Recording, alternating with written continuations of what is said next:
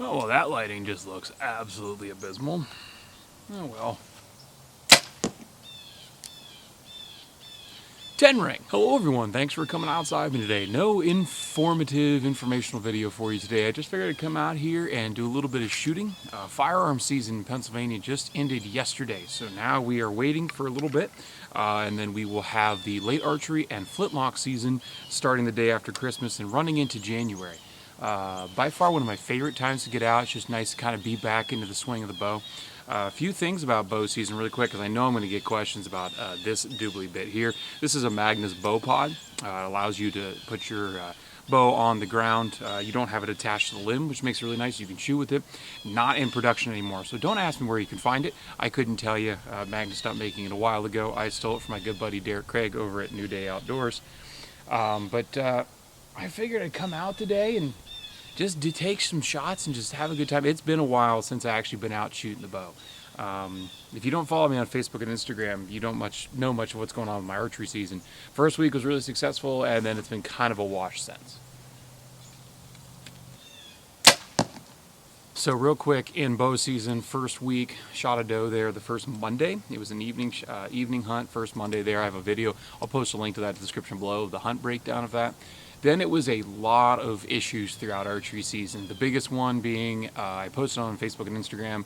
If you want to follow me there, leave those links in the description below as well. But I posted a big picture of a 7-point, nice 7-point here, Central PA, that my buddy Nate Fry and I from the Budget Sportsman have been chasing for a good part of the archery season. A lot of good bucks down in that particular area of public. And I got him right underneath my tree. It's a long, convoluted story. Maybe I'll make a podcast about it. But he came right underneath my tree and ended up having a little tiny window, made a good shot. It was a high entrance and a low exit, complete pass through. Broadhead was in great condition. The arrow was unscathed as well. Lots of blood everywhere. Nate is actually colorblind, so seeing like that red blood on the brown and green of the swampy grass area that we were in, he could see the blood. That's how much blood there was. We ended up never finding the deer. We tracked it for several hundred yards. And the blood just eventually ran out, and he disappeared into open woods. So I'm going to make the inference that he's alive somewhere.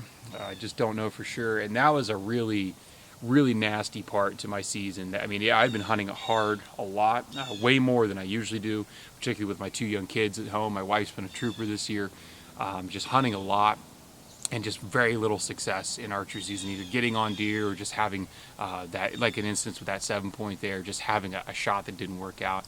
A few weeks later, I ended up shooting a doe and harvesting a doe, but she actually ended up being completely covered in all of her glands, from her face down to her underside, through her udder there on the bottom, and all the way up to her backside, her vent.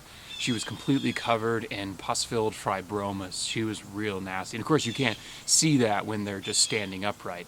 It was a perfect shot. She expired well with under 100 yards. It was a very easy track job. Walked right up to her with a light. It was an evening hunt. And when I got up to her and flipped her over, I'm not going to post pictures. It was absolutely disgusting. And so she was deemed unfit for consumption. So that was a royal pain in the butt. And I thought, okay, I got 2 deer in the freezer, everything's going great, and no, ends up, I have the 7-point, that whole mishap, and then I end up killing a doe that nothing ends up happening with, which was really unfortunate. I mean, the deer was clearly healthy, she was eating just fine, she wasn't emaciated, she was full-bodied, but just to have an unfit for consumption because she was just covered in infection is just really unfortunate. We continued then on into firearm season, and I was actually a lot more successful there.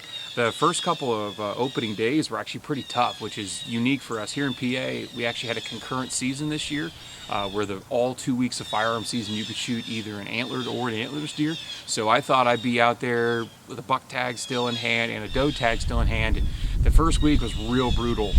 It was just not fun, just nasty cold weather. Everything was real bad. And I ended up harvesting basically a fawn.